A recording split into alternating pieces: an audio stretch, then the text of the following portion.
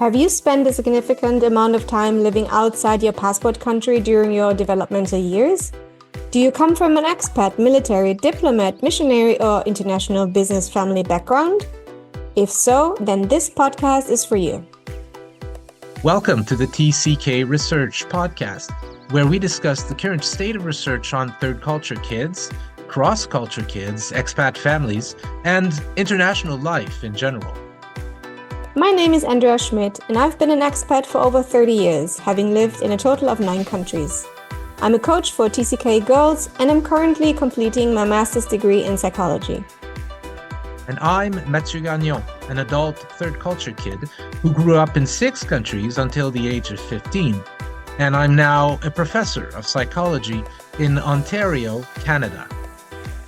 Every episode, we bring you a fascinating conversation with a leading researcher in the field. If you're listening on YouTube or another platform, please subscribe to our channel. And if you enjoy this episode, please press the thumbs up or like button, share it on your social media platforms, or send it to a friend. If you'd like to get in touch with us, you can reach us at tckresearchpod@gmail.com. Let's jump right in. Enjoy the podcast.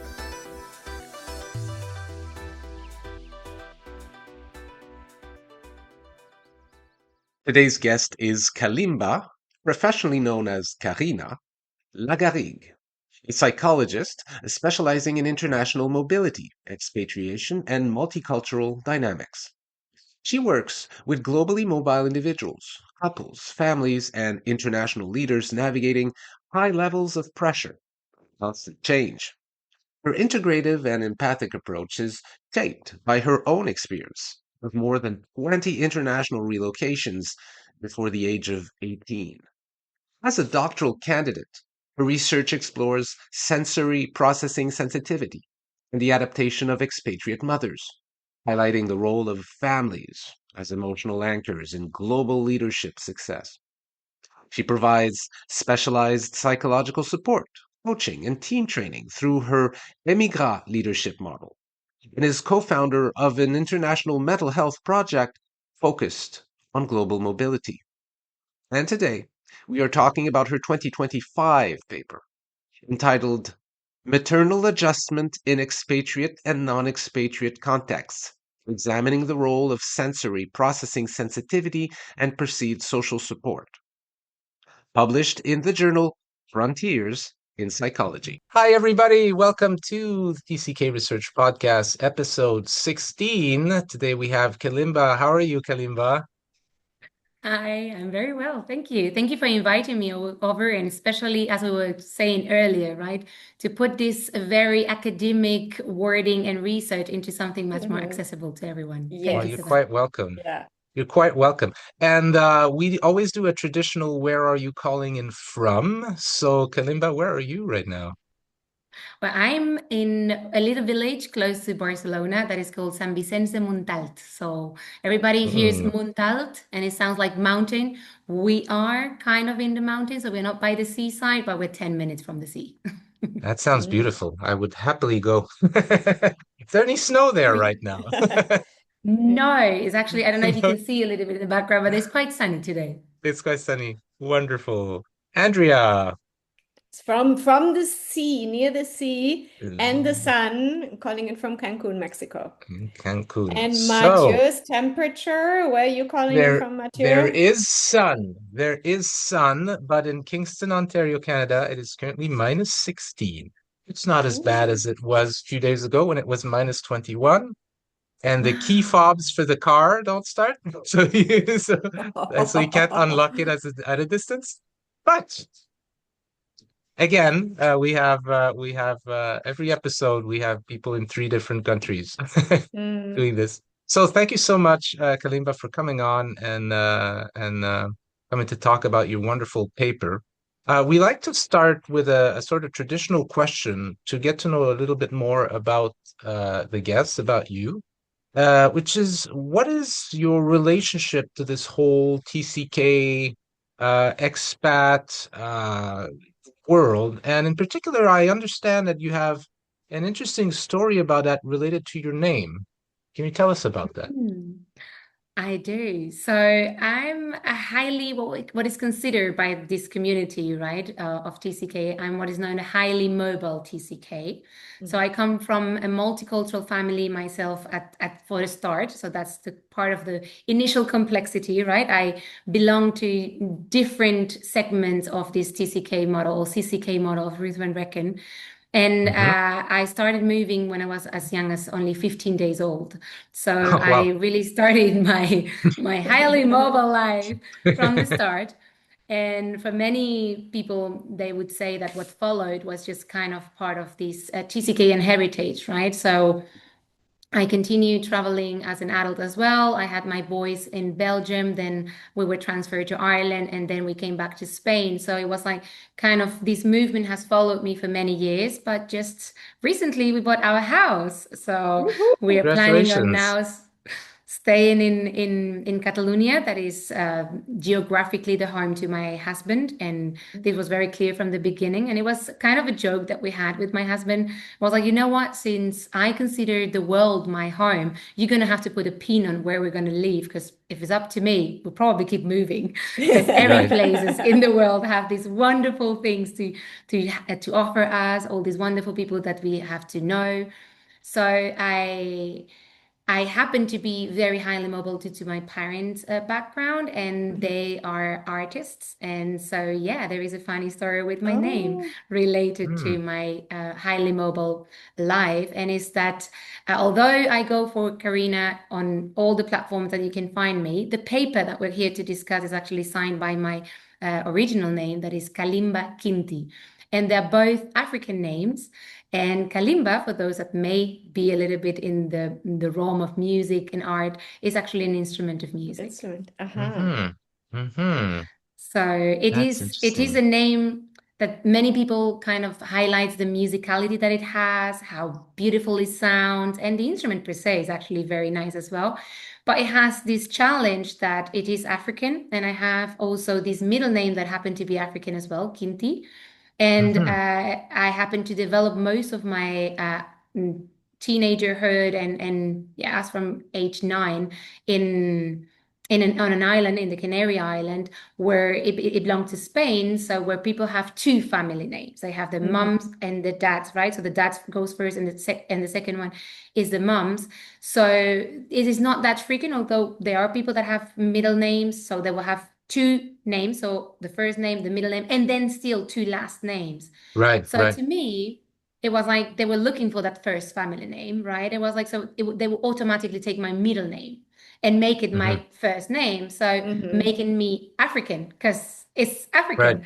So it Yeah. would just add to these expectations, right? To, well, if Yeah. she has a family name that is African and a first name that is African, then she must look She must African, be. right?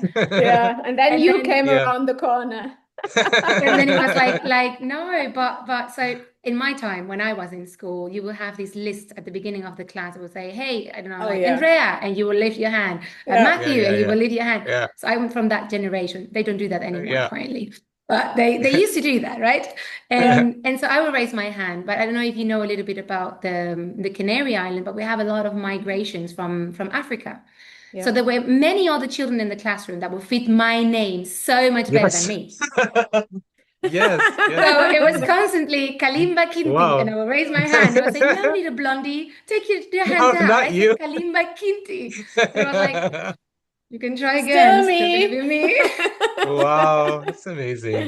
That's beautiful. And Nice. for viewers and listeners, a kalimba is also known as a thumb piano. It's one of these little Yes, kind of, it's almost like a piano-like instrument where every note is a metal kind of Mhm. a little metal rod in a sense, and that you play like this. Yes. Wonderful. exactly. So Well, all thank these you for detailing stories. that. Yeah. So Go all these ahead. Yes. stories from my childhood, it was something that when I became a professional and I started Mm. seeing that, first of all, I started kind of respecting my right to not tell my story to everyone, Mm, because Yes. my name comes with this kind of external expectation that I Yeah. will Yeah. want to tell my name because it's so exotic, and I will yeah. want Exactly. to tell my life because it's so exotic. And Yeah. And actually, we're here in this safe space that I chose to share my story with. Yeah. I don't necessarily feel like sharing it with every single person I happen to meet in a Right. conference or at work or my clients. And then there Yeah. was this invisible, also unfortunately, kind of racism attached to my name. Of And course. many Yes, yes, yes. clients would just kind of go off because of my name, saying, "Oh, but you know, doctor, I was expecting you to be," and I was like, "You were expecting me to be what? What? Like, Right. would my Wow. skin color make me any better or any worse Yeah. as a Or therapist?" Like, different, Yeah. right? exactly. Yeah. Wow. So it was a tough decision, but at the beginning of my career, I think many of us just try to make the right choices to simplify our career. And one of them was like, you know what, I don't want to have this barrier to certain people that unfortunately have not overcome those biases. So I decided that, you know what, I'm gonna go for something that sounds as close as possible to Kalimba. Yes, yes, And this yes, is yes. how Karina came along. Right. Well, Follow-up it's question. Did yeah, you go ahead. change your passport actually then? No, No. and this Oh, is Mm. why, okay. yeah, Okay. yeah, yeah. This is what my papers are actually signed as That's Kalimba, Kalimba. because my official name have not changed. I'm still Kalimba Kinti. I Okay. have also I haven't even Mm. removed my middle name because it's been with me and it's part of the story that Yeah. I have, and Yeah. that kind of explains and help me to also explain other people's experiences from my own experiences. For Mm. sure. Yes. Absolutely. Yeah. Interesting. This is going to be an interesting interview. Should I start with the first question? Please do. Yeah? Okay. So if everybody's ready, let's dive into your paper. Okay. Hmm. It is well known that the transition to motherhood, that's what your paper is about, even though it is typically a very meaningful and supposed to be a happy experience, can often come with psychological, social, and also emotional challenges that require substantial adaptation.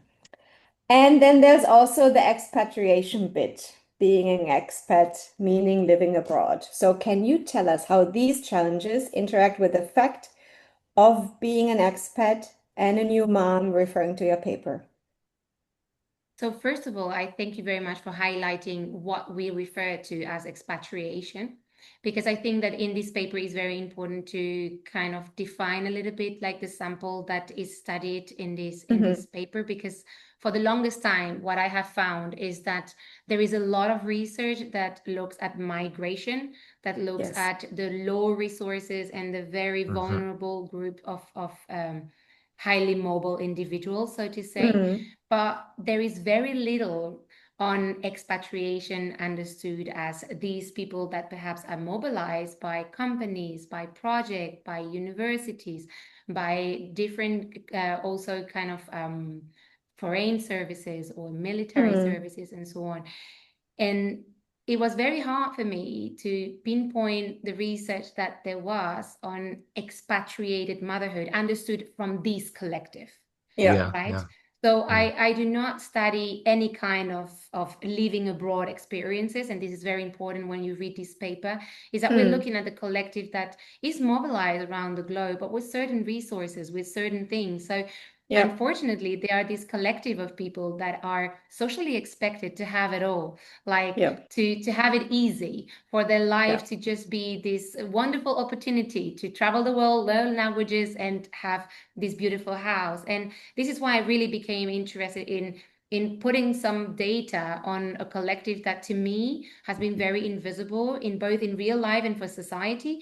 But after starting my PhD, realizing also in research, like you have a Hmm. lot of research in the expatriated realm around the expat per se, like Yes. the specialist or the worker that is being contracted for X project, right? They Mm. see how Mm. they adjust, they see how they do, they see how their performance is impacted, and what are those variables. Well, Yeah. I look at those in a very challenging, as you were describing, moment and task that is motherhood. So Yeah. what Right. happened to those women when they become a mother in Yeah. this environment that is completely new, that is completely cut off of all their social network, that is completely Mm. cut off of all their cultural references and even their dreams, because many of them Yeah. had projected themselves as a mother and how that was going to be like. Like I Exactly. projected to raise my children with my neighbors or to have Yeah. In a my community of mothers children, that you know. yeah, Yeah. Yeah. with your Yeah. best friends, like having children at the same time as your best friend and raising your kids Mhm. together. Exactly. And Exactly. And your family around. exactly. So Yeah. I'm looking at this collective. I'm looking at how is it for them to actually go through this very sensitive period that we know that neurologically and physiologically is super extremely intense. When Mm. on top of it you put the conditions of expatriation, and we'll be talking more about it throughout today's interview, right? But precisely one of the things that I started looking at is at this social support, this Yeah. perceived social support, because it's one of the things that when you think about motherhood, you highlighted it again, right? You think about that community that you're going to raise your kids with. Mm. What happens when this community is either stripped out for the entire time, or what is even more challenging is being stripped out over and over and over. Yeah. Yeah. Yeah. I'm Yeah. going to And assume that that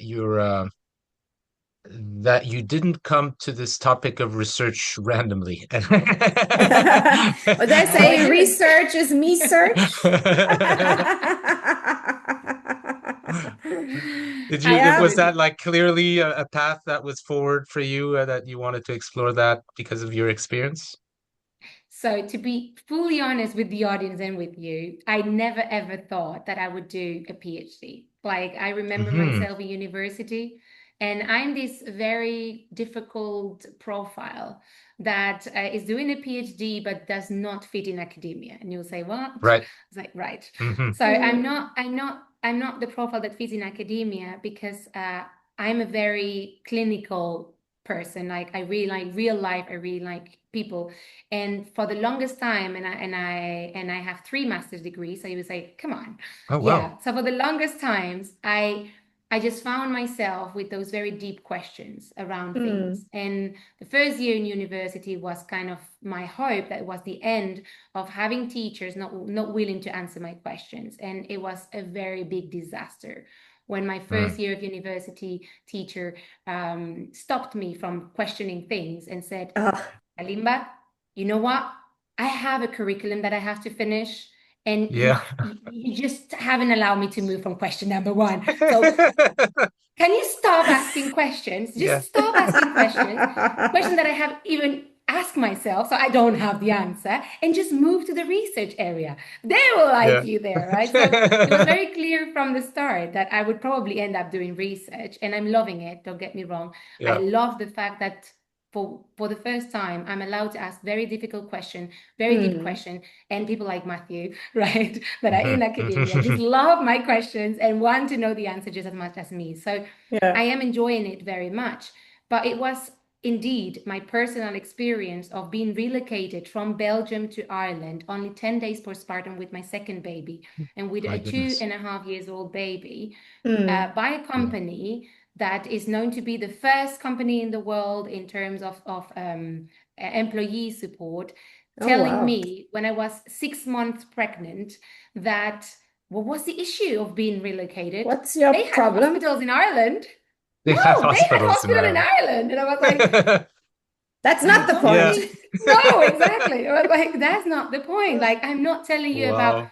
where is my baby going to be delivered. It's like, how do I feel about delivering in a new country, just being newly arrived without my community? Like, I know my hospital, I know my gynecologist, I know who is going to Of stay with my course. 2 years old the day that is born. So Yes. no, going to Ireland is so much more than just having a hospital where to deliver. Of And there is course. where everything started. It was like, this is not only happening to me. Like there's so many other moms that are just moved around the globe. Like, come on, you only have a package that you have to deliver. And it's like, no, Yeah. that's not it. That's not about it. Like there's Package so you have to many deliver. more, right? It's like it's Right. so much deeper. It's so much transformative for the women. Like what you're going through when you have this process of becoming a mother is so much deeper that I was actually very frustrated to see how little sensitivity there was around it. And then, of course, sensitivity came on the picture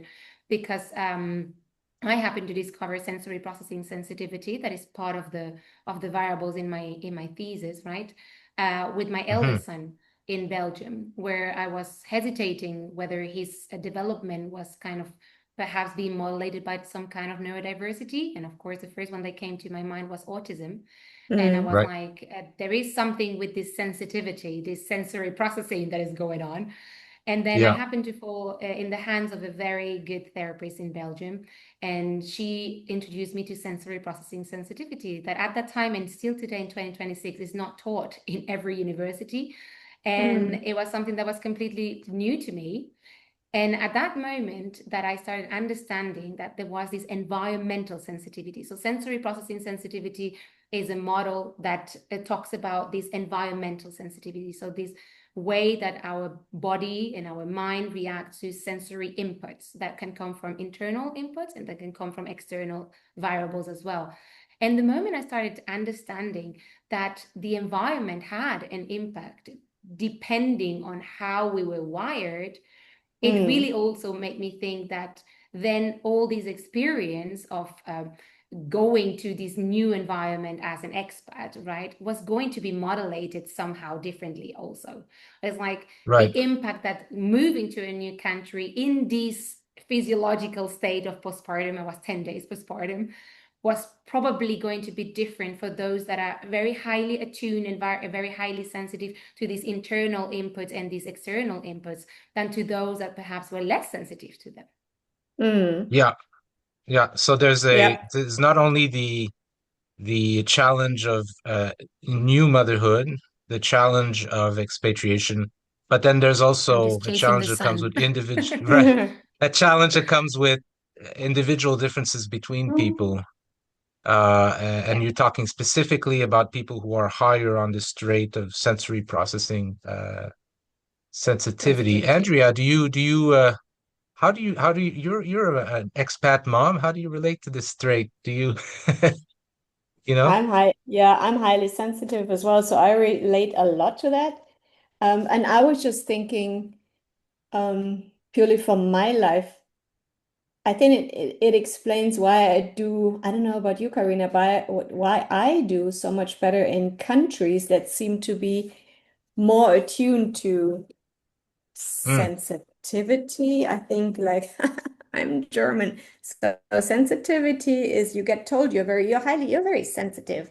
Not in a positive way. Whereas hmm let's say in countries or regions like where I've lived in Asia and sort of South America, being more sensitive is seen as positive, right? mm. Absolutely. So More yeah, sanguine, yeah, more, is yeah, that a word in yeah, English? Plus sanguin in French, where yeah. yeah, more sensitive, more, Hotter yeah. feelings. The feelings scale is much wider. So yeah, there's more allowed, I think. But I And think hmm we're this gonna is this jump is questions a this little is bit. Yeah. This is I just hmm wanna, one of the very interesting research that I think, Andrea, should be yeah, done is like how much yeah, your sensitivity impacts you depending on the environment you're in. And again, yeah, coming down to this individual profiling of yeah, sensitivity, because what we know is that each highly sensitive person has their own profile and they're yeah, more sensitive to Right. certain things and less sensitive to others. So necessarily, if you are more sensitive, I'm just putting a pinpoint here, for instance, on the weather that we were introducing Yeah, this mm-hmm, light a or podcast with, yeah. right? They may feel much better in those yeah, environments that are more attuned to their needs. And yeah, I'm saying that because some people love hot countries and some highly sensitive people hate hot countries. Can't So get it's right. yeah, absolutely depending on Question yeah, of fit on depending. there. that, so to Yeah. say. Yeah. So I hmm think we're gonna hmm jump questions a little bit because as we're already talking about sensory processing sensitivity, can you, and it's such a multifaceted trait, can you Yes. like mention the main traits? The facets you mean, right? The three The main facets. components. Yeah, the three main Yeah. Yes. facets components.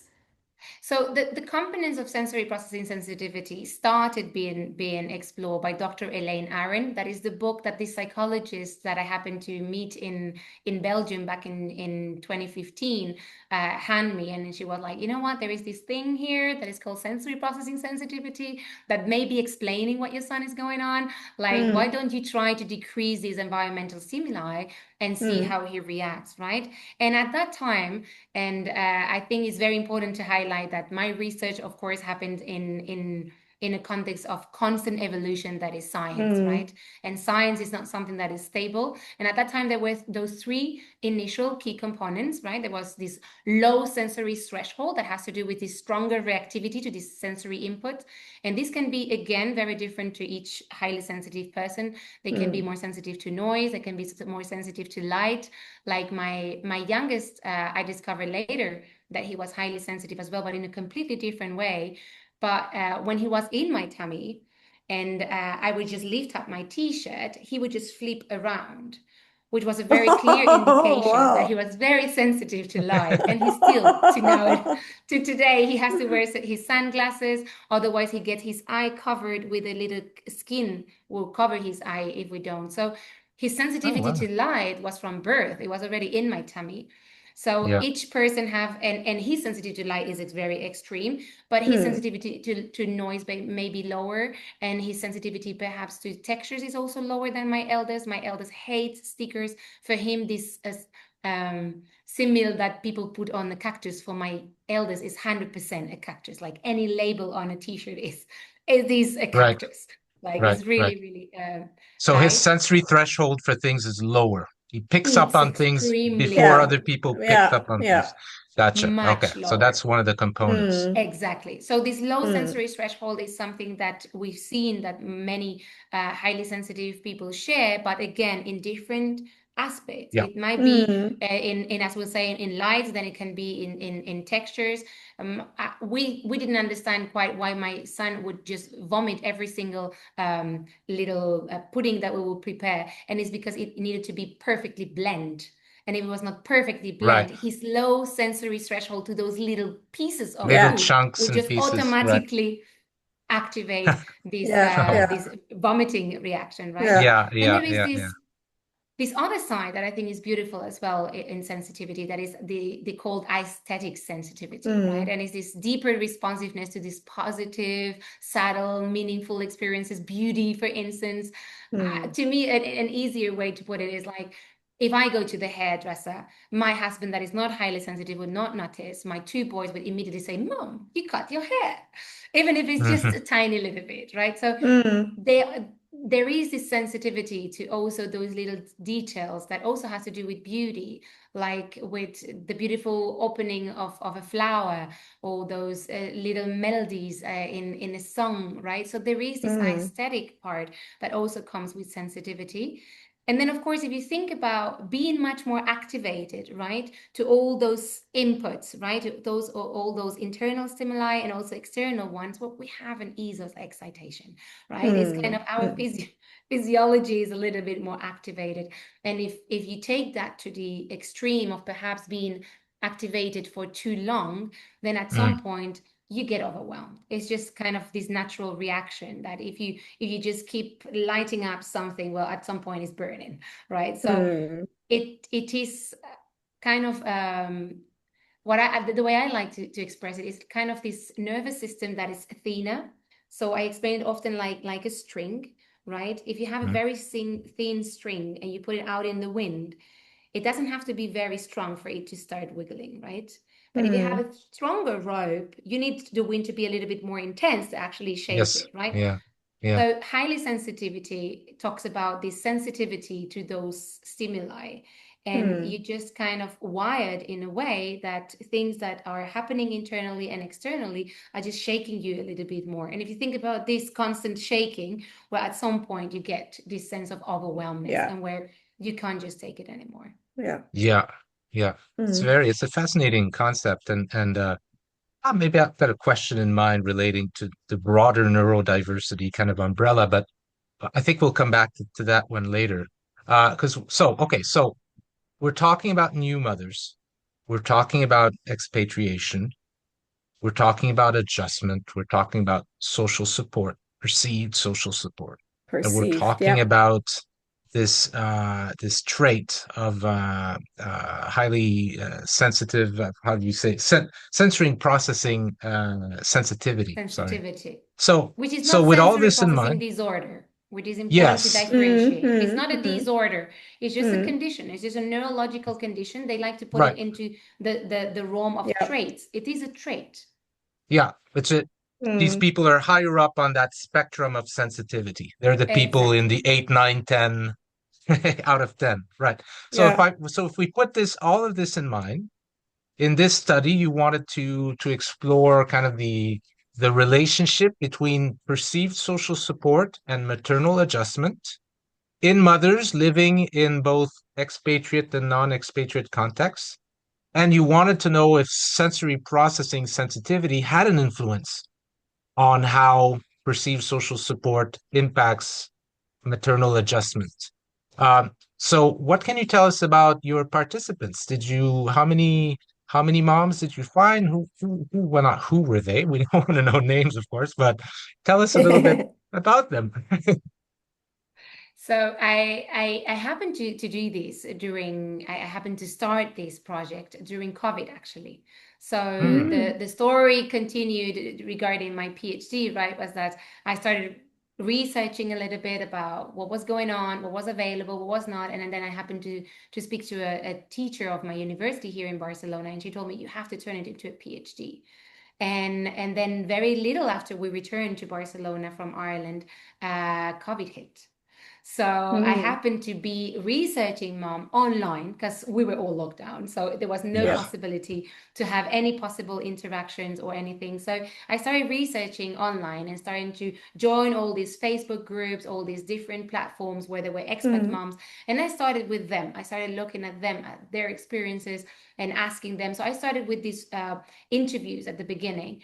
And then very soon, my thesis director said, you know what, we can not only look at expat moms, because if you want to see the experience of this Mm. sensitivity and adjustment to motherhood, you also need the control sample that is called, Yeah. right? You need yeah, those yeah. that are not expatriated. So in total, Mm. we have a group of 279 mothers, where, of Super. course, the larger group is the expat one, because I started, as I told you, looking into their experiences. So we had 169 expatriated mothers and a Mm. Hmm. total of 110 non-expatriated mothers. So we wanted to have above the 100 at least in the Pretty big control sample. sample. Yeah. Yeah, to Hmm. kind of see precisely like what was going to be the outcome regarding these expatriated contexts. And as I Mm. was saying at the beginning, again, like in both groups, we really targeted highly educated moms, that most of them actually in the questionnaire, they have either postgraduate degrees or graduate degrees. So they are Mm. a sample that, so to say, they are in this privileged environment, and that Mm. are expected, right, to have developed also like the different tools or coping strategies to Super just manage, moms. right? Yeah. Yeah, exactly. They're expected to be those super moms. Yeah. Yeah, expected Yeah. to be super moms. And you Hmm. also had them, I think one of your I can't talk. Well, whatever. The children were aged between 0 and 8 years old, so younger children, right? Not between, so the initial was between between zero, actually, between Yeah. 0 and 6. And Okay. there were some moms that would have more than one child within this kind Oh, of okay. Right. Mm. So Mm. Yeah. they had, most of them had at least two of them. Okay. So it was kind of a very hectic sample, so to say. It was a Yeah. group of moms that were really in this very early stage of motherhood and Mm. Mm. adjustment. And Yep. and it was like, yeah, I think that the average of age was 1.9 years old or something like that. So they were Okay. Mm. Yep. Fairly Yeah. young. really Yeah. Mm. like a very, very young children at home. Yeah. Mm. Yeah. I wanted them to go before 6 years old. And the reason why I chose that, it was like in many countries, education is not compulsory until the age of 6. So it was like, I let's see. just take a sample with those children that have those ages that have more chances to actually not be Mm. in school because it's not compulsory. Mm. Right. And these moms, they were all over the place, right? Thailand, US, India, Lebanon, Australia, And coming Spain, from different Germany. places, and Yeah. Yeah. coming from different places as well. Like there was not this unity in there were American living in the state in Africa, or Yeah. German living in no, they were like German living in Spain and Germans living in Australia and Australians living in the States and Americans living in France. Like there was all Yeah. these different Right. combinations also. Yeah. Yeah, that's interesting because then you Yeah. can't make the claim that, oh, your results are just due to one Yeah, particular culture living in yeah, one particular other culture. yeah, So exactly. that's very interesting. All these yeah, that's a big sample actually. I commend that you for that because it's not always easy when you do research to actually find Yeah. No. find all these participants, you know. And this Right. was one of the things that actually just kind of took the time enough to collect this sample. Because as I was saying, I started doing COVID, but then it was this, okay, so I started interviewing moms and COVID ended, and then it was like, no, let's do it like this comparative Yep. study. So it took the time to just collect all this sample. It took over Yeah. a year and a half to actually Yeah. Hmm. just find everybody that would actually just make a proper sample. And then you decided to measure three things, like we already said. You measured maternal adjustment, perceived social support, and sensory processing sensitivity. So how did you measure those three things? So this was something that was quite interesting. The choice of the questionnaires, because it's like I was trying to make something completely new, and this is, I guess, the price to pay when you pioneer. It's like, Yeah. okay, how I'm gonna do that? Like, if there is, because normally, and we have a professor here that can just highlight and correct me if I'm wrong, but you normally kind of try to replicate studies, right? So you would try to find a questionnaire that has measured that in a similar or almost exactly the same context, and then just apply your little tiny difference, right? But I was about, there is no studies doing what I'm doing, so how am I going to do it? So I chose the maternal adjustment questionnaire, right? The experience of motherhood questionnaire, because I really thought that it was capturing all these different levels of complexity that comes with motherhood. It's quite long. I keep apologizing to my sample because the end, like the complete questionnaire, ended up being like of all the different items, ended up being almost 100 items. So Oh, it Oh was yeah. wow. A extremely hundred long. question. Items means questions. So 100 Yeah. questions. Wow. So This is just to I measure the maternal adjustment bit. Yeah. no, the maternal No, that adjustment was is all, only right? Oh, the that yeah, final That yeah, thing that was was was about all. all. 100. That Yeah, was yeah, Okay. yeah. all. The whole thing. Yeah, no, Understood. maternal But Okay, adjustment is okay. but 20 is still a 20 lot. items. Yeah. 20 So items for the maternal maternal adjustment is adjustment. still Okay. 20 items. So it's Yeah. still a long questionnaire. Perceived social support, the multidimensional dimensional scale is 12 items. And then the high sensitivity at that time was also, if I'm not mistaken, 12 items. So there is this all other variables that I wanted to control for, and that I'm very grateful I had done so, because now I have different papers that are kind of follow this initial one, right? But I really had to make some adjustments here and there. So for instance, in this experience of motherhood questionnaire, I changed the word baby for the word child, because some of my participants had a 2 years old as the youngest, and they Yeah. would be considered a toddler.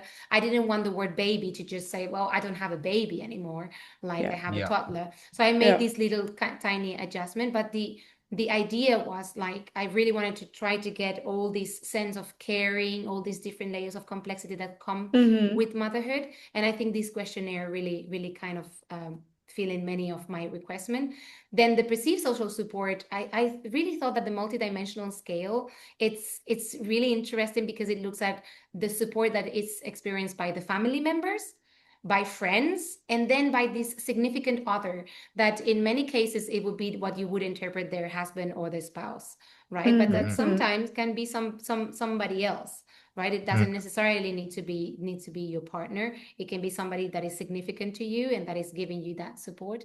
And I thought it was interesting to also see precisely like, depending on the dimension that you're measuring, how much that was going to have an impact. And it was very interesting to see like that this overall experience was more significant than necessarily one or the other. And this is why then I Right. tested in parallel, and this is not in this paper, but is in the upcoming ones, the support from the partner, the perceived partner support, because I really wanted to Oh, I see. highlight, especially in those that were expatriated.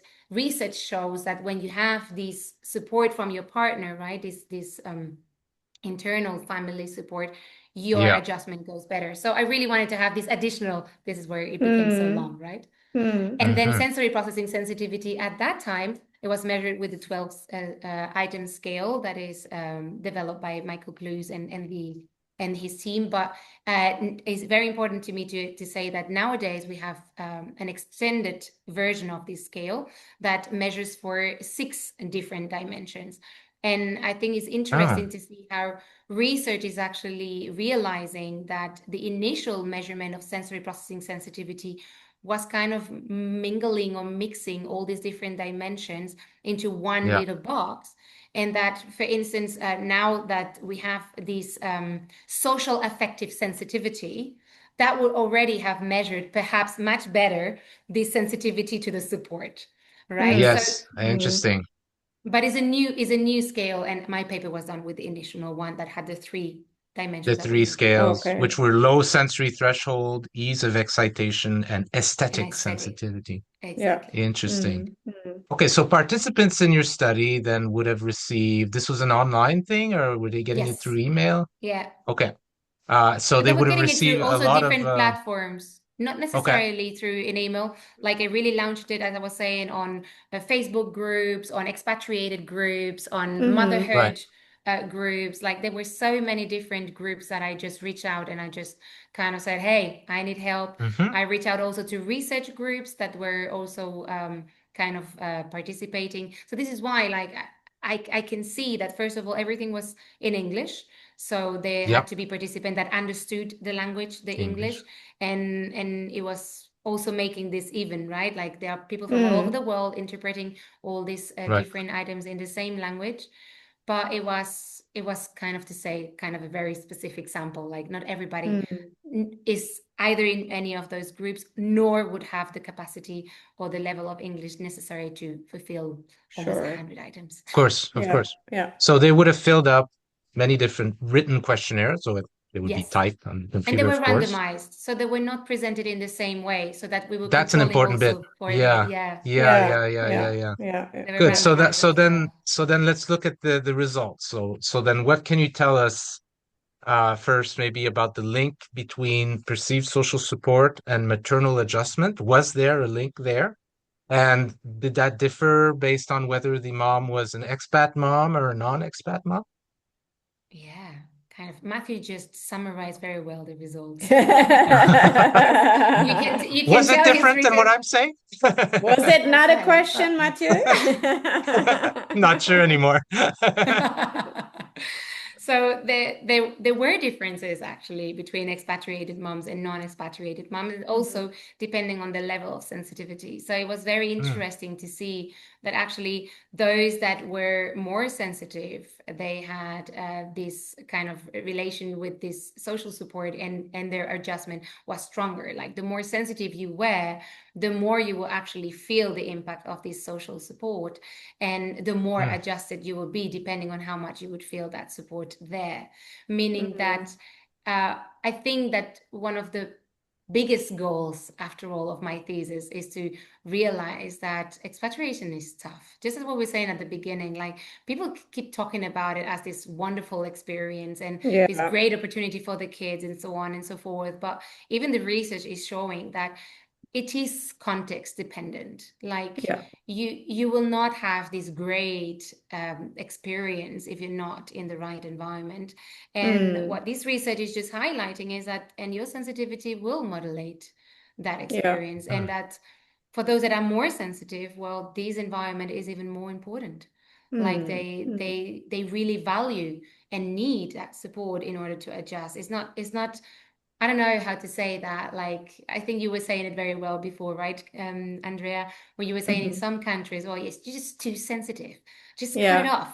Just stop being so demanding, right? Yeah. Well, it is not a personal thing. It is a No, it's neurological not. thing. Yeah. It is And a real experience. yeah, this is a real space. Now, I just, this picture just came to me. It's just like, it's not just a pleasurable experience sitting with your child under a palm tree alone in a foreign country.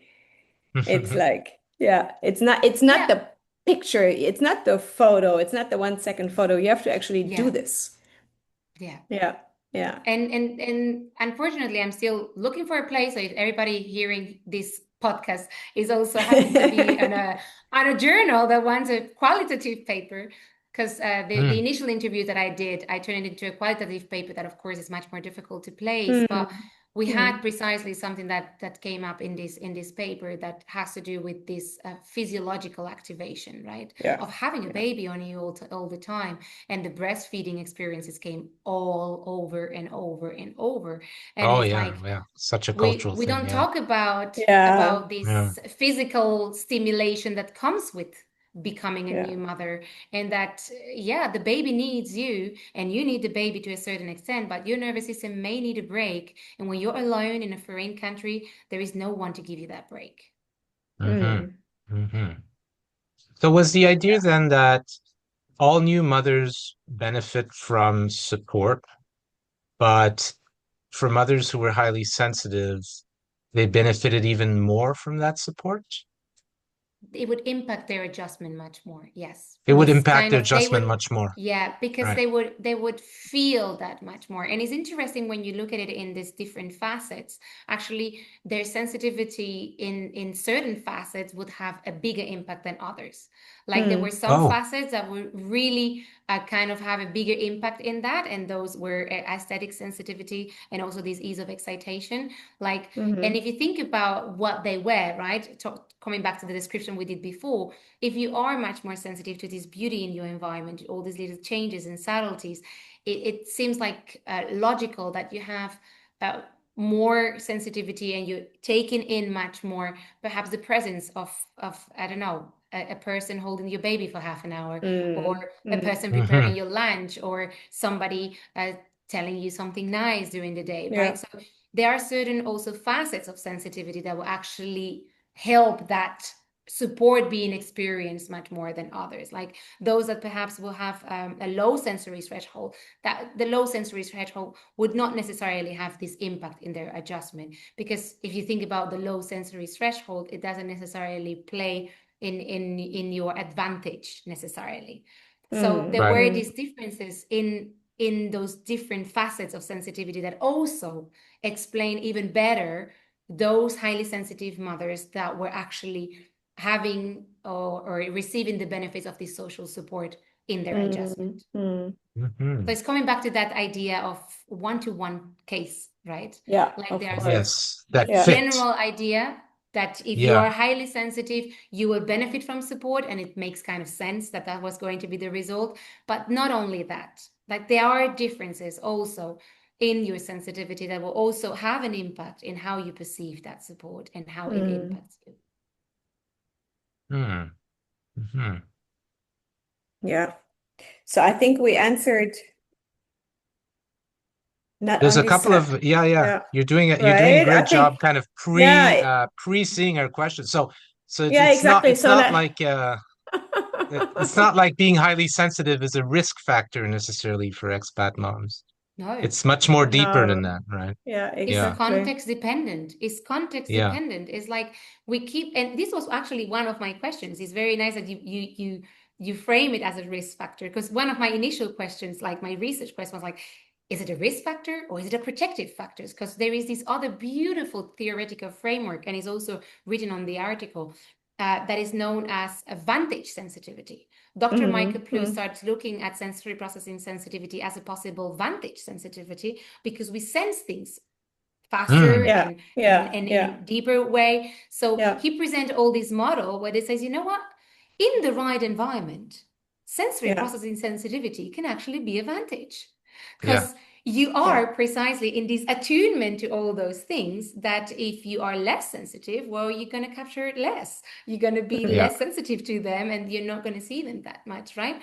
And I think this Yeah. paper a little bit goes into that direction, into looking into, hey, aesthetic sensitivity seems to be something that is playing in favor, like to really acknowledge and feel the support and therefore have an impact on your adjustment. So why don't we put more of those? Like, why don't we put Right. more nice things, supportive things, things that may help you to be to feel well, in order to then that would help you to adjust. So I do think that it really reinforced the framework that is kind of put into, right? Is this environmental sensitivity. Yeah. Like sensory processing sensitivity comes down to the umbrella of the environment.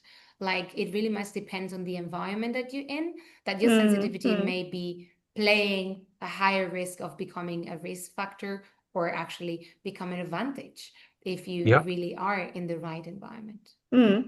So in the expatriates or expatriate mothers context, you suggest that interventions should be tailored to highly sensitive mothers.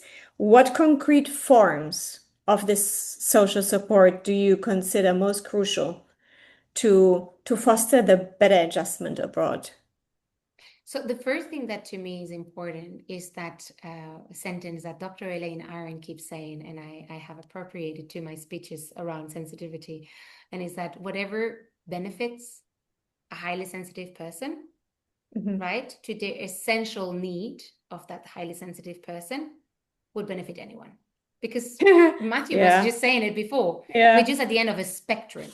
It's not that we are this alien with special need. No, we're just at the end of a spectrum, meaning that if you give a highly sensitive mother something, just give it to everybody else. Like, don't you dare request a highly sensitive anybody else. Exactly, like score. Like there is this essential need that we're just proven that they're going to benefit much more from it. Like they're really gonna feel that support much more than others, but it's gonna benefit anybody anyways, right? It's not necessarily something that is exclusive or unique to them. It's just that they will really benefit from it because they will be much more aware, because coming back to that sensitivity, right? The nervous system are capturing it. It's like, oh yeah, that company did that, or that company did this. It's going to be much more concrete, but it's going to benefit anyone. So if I had to say, what are the concrete interventions that I would highly recommend for expatriated mothers and people that are mobilizing people around, right, in this very sensitive moment, is that motherhood per se is a very highly activating moment where your physiological and neurological systems are very highly demanded. So decrease as much as possible the environmental, like exogens, stimuli, like everything that you can, so that the person can focus and cope with what is already going on for them. And then I think that is super important to understand the individual differences. And we are in this world where I have the feeling that patterns are just cut by this standardized way of doing things. It's like, well, this is how it goes. And it's like, maybe 80% of the people can deal with that. Like 20% of those 80% are going to suffer, but they're going to make it. But then there is this other 20% that they're just not, that are not going to survive it, that it's going to be too hard for them. So starting by acknowledging that there are real individual differences, and research is just putting out the evidence, but there are real individual differences, and that if you stop for a minute and before you just throw out this expert package to a family, you stop to listen to those individual differences, and you listen to them not, as we were saying before, are those crazy individual needs, but rather as these are core to their adjustment, and therefore they're core for the success of that project, because it's a family project. It's a family project. It's a family project. But unfortunately, employers don't. Have a hard time, right? Not yet. Exactly. Not yet. I keep saying with not people yet. like Kalimba Kitty, they might. Exactly. We will start Kalimba Kitty is on the job. There you Yeah. go. Exactly. Yeah. We're trying to make this awareness, and this is exactly what I'm trying Yeah. to put out there with the research that I'm putting in my upcoming papers, for instance, look at even more personality traits and even understanding better in more kind of, so to say, specific variables, right? Like then how much does the partner support plays a role here, right? This is going to be our paper number 2, is looking precisely into this paper number 2 or paper number 3, we don't know yet, but we're in this 2 realms. So on one side we're looking at more personality trait as emotional reactivity as well, right? To know and understand how much the emotions that you experience stay with you and stay in the rest of your day, how much that Yeah. may have been a role that may also modulates how I sensitivity is just meant experienced, because there are mhm. so many other variables, right? Yeah. Flexibility, openness to experiences, neuroticism, right? Yeah. So we're looking at all those other variables to have a clearer pattern of understanding, because I think relocation companies are starting to realize that it's much more than just giving them the direction, the passport, and the visa. Like you need to know who They that need the person is and psychologists to come And in a there and map. tell them. Yeah. Yeah. they're trying. I think they're trying to have at least this personality profile. So it's like, okay, then Yeah. include a little bit more in that. Like Yeah. include what other sensory sensitivities they have and how they react to certain things and how that impacts. And then the other paper that I'm working on is this coping strategies, right? Because there is a lot of research around coping strategies on both, on those that are highly sensitive and those that are non-highly sensitive. And in expatriation, it looks a lot that is all these problem-solving oriented coping strategies that are working the best, right? But I'm curious that if for the highly sensitive one is those emotional strategies that works best, what happens when Yeah. this highly sensitive person is expatriated? Is it going to Mhm. shift and move into the more expatriated like coping strategies, or are going to stay and remain into their emotional coping Emotions bit. strategies and respect their sensitivity, right? So I do think that we need to understand better how each of us work and stop moving around with those standardized interventions, because Yeah. we Yeah. are all different.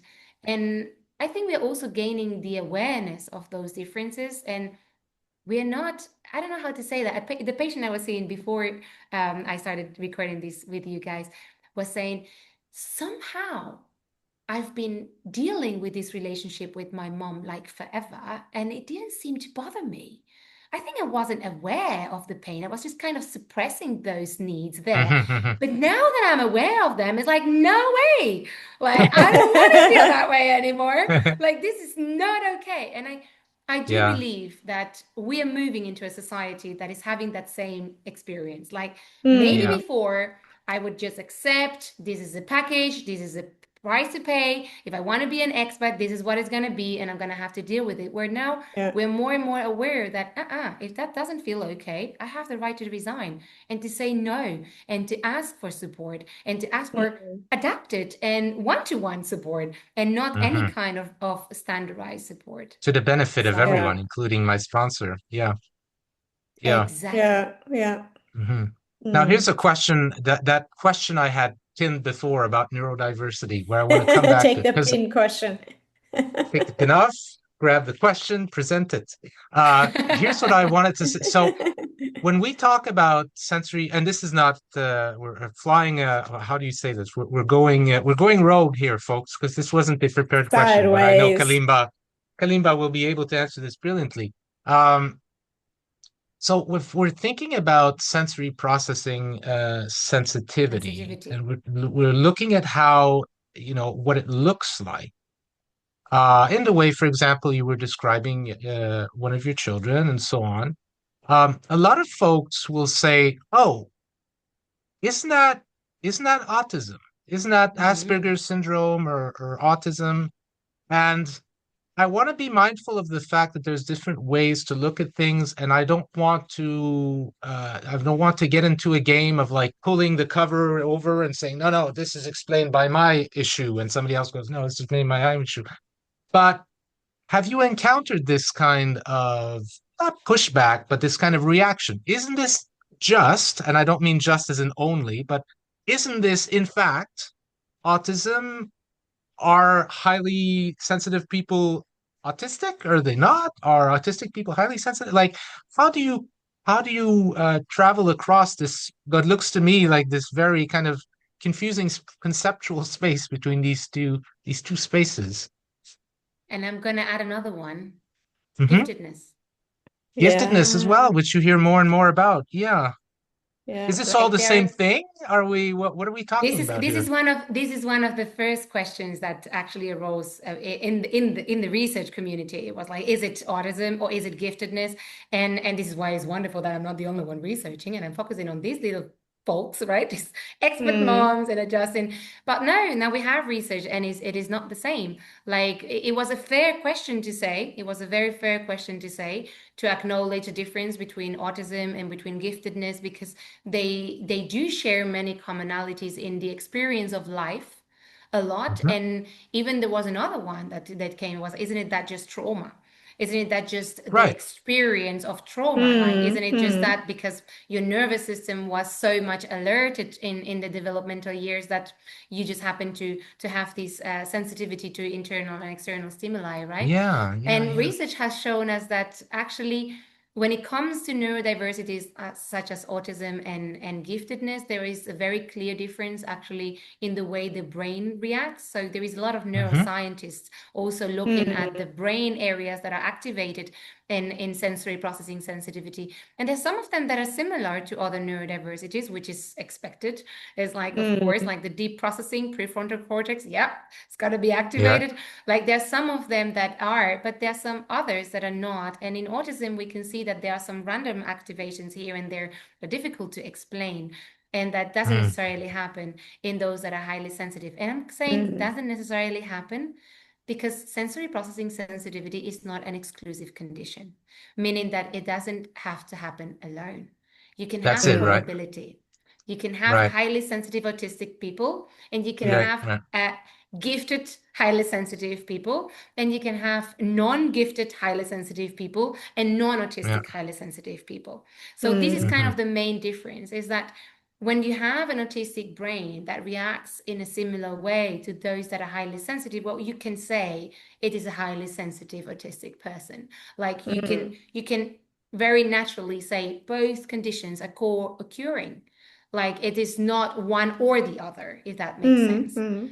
And Hmm. the Hmm. same with giftedness. Like at the beginning, it was like with that depth of processing, that sensory sensitivity, like this is something that we know gifted people have.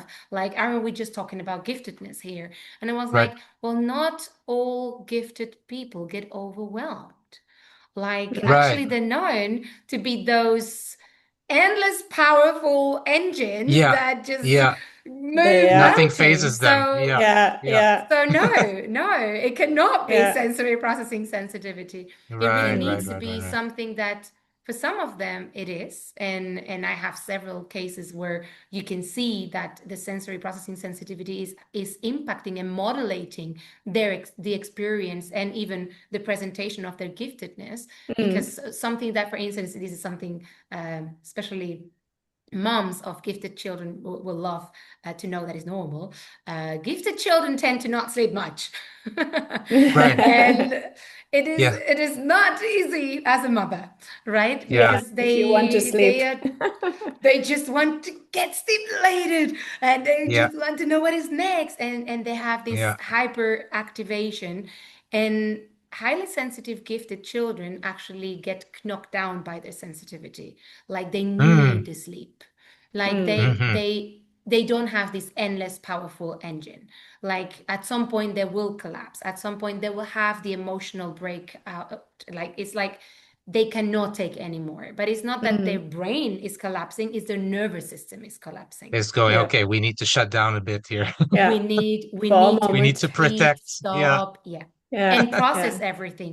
Where the Yeah. gifted child will keep processing in a no go, go, don't stop, Yeah. and it would be very differently the way that it would be experienced. So it is fair to Fascinating. say that we have similarities with many neurodiversities, but it doesn't Mm. necessarily come from the same place, and it would definitely make each diagnosis, so to say, look different. Mm. Yeah. Mm. That's very interesting. Thank you for answering. I knew you would answer that. That's my clinical background, not That's your academic. clinical. That's the clinician talking.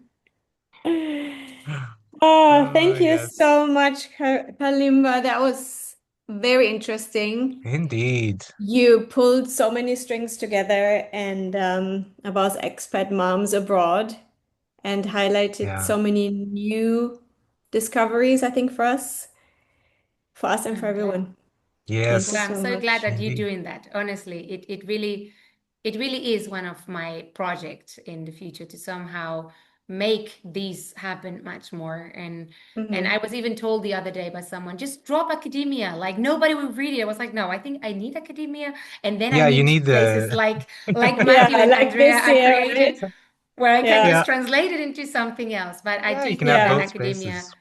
really yeah, helps to find fascinating data. And again, like I know that I'm not an academic person, but I love research. You know yeah. what? You are though. There are different types of academic people. There we go. I On certainly the wouldn't want spectrum. the. I certainly wouldn't want you to come out of academia just because you think you're not an academic person. No, I'm I blessed. want There you you in go. my academic circle, is what I'm I'm saying. I'm blessed to have you as part of my project, and I really hope that we will have the chance to talk about the white paper that you're preparing with Ivana at some Indeed, point. indeed. Kalimba and I have things on the side I going hear, on, I hear. and I really wanted to make this clear for the audience that although we are the Third Culture Kid podcast, research podcast, behind every kid, right? There's a mom or a dad, there's a Yeah, parent.